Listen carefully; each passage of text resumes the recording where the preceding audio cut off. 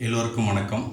இந்த பதிவு தலைவருக்கும் தலைவருடைய ஃபேன்ஸுக்கும் தான் அந்த பதிவு. முதல்ல தலைவருக்கு. தலைவா, ஃபர்ஸ்ட் ஆஃப் ஆல் நான் உங்களுடைய தீவிரமான ரசிகன், ஏன் பக்தன்.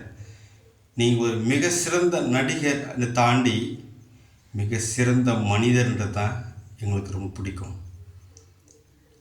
உதாரணத்துக்கு நீங்கள் அப்போவே பீக்கில் இருக்கும் பொழுது உங்களை பற்றி ஆட்சி ஒரு வார்த்தை பேசிட்டாங்கன்னு நீங்கள் பதில் வார்த்தை பேச தேவை.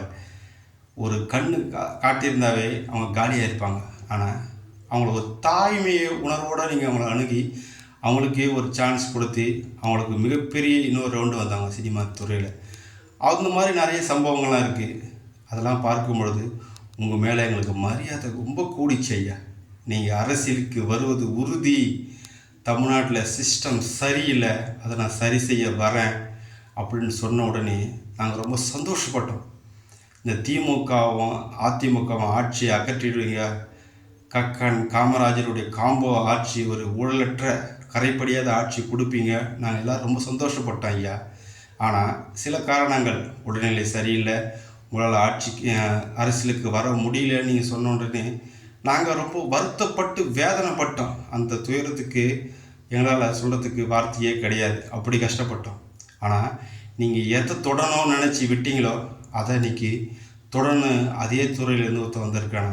நீங்கள் கண்டிப்பாக அவனுக்கு ஆதரவு தெரிவிக்கலான்னு பரவாயில்ல. ஆனால் ஒரு வார்த்தை சொன்னீங்களே, அதான் ஏன் ரொம்ப கஷ்டமாக இருந்தது. காலம் பதில் சொல்லாது, நின்று பேசும் அப்படின்னா என்ன அர்த்தம் தெரியுமா ஐயா? நீங்கள் மட்டும் இல்லை, உங்களுடைய ரசிகர்களும் விஜய்க்கு எதிராக நீங்கள் திருப்புறத்துக்கு அர்த்தமாகிடும்.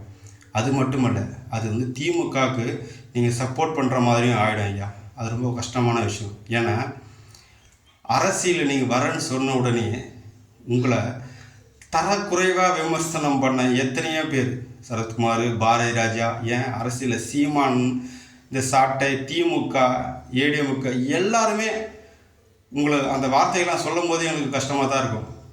ஆனால் அப்படி சொன்ன சீமானை கூட நீங்கள் என்ன சொன்ன தெரியுமா? சீமான் ஒரு போராளி அப்படின்னு சொல்லியிருப்பீங்க. இதெல்லாம் பார்க்கும் பொழுது உங்கள் மேலே மரியாதை மதிப்பு கூடிச்சு ஐயா. ஏன்னா நாகரிகமற்ற அரசியல் செய்கிற, இது வரைக்கும் செஞ்சுட்டு வர அந்த அரசியலில் நாகரிகமான அரசியலுக்கே நீங்கள் ஒரு டிக்ஷனரியாக இருந்தீங்க ஐயா. உங்கள் மேலே எங்களுக்கு மரியாதை கூடிச்சு. ஆனால் இந்த மாதிரி ஒரு வார்த்தை சொன்னோடனே எனக்கு ரொம்ப கஷ்டமாயிடுச்சு. இது இன்னொரு கேள்வி ரசிகர்களுக்கு. சின்ன வயசுலேருந்து என் தலைவனை பற்றி யாருன்னா பேசினா கூட, என் உயிர் நண்பனாக இருந்தால் கூட அவங்க கூட நான் பேசாமலாம் இருந்திருக்கேன். ஏன் அரசியலில் வந்த பிறகு எத்தனையோ பேர் பல கட்சியில் இருப்பாங்களே, அவங்களாம் தலைவரை பற்றி விமர்சனம் பண்ணும் பொழுது அவங்க கூட சண்டை போட்டுக்கிறேன். ஏன் அவங்க ஐடியெலாம் அன்ஃபாலோலாம் பண்ணியிருக்கேன்.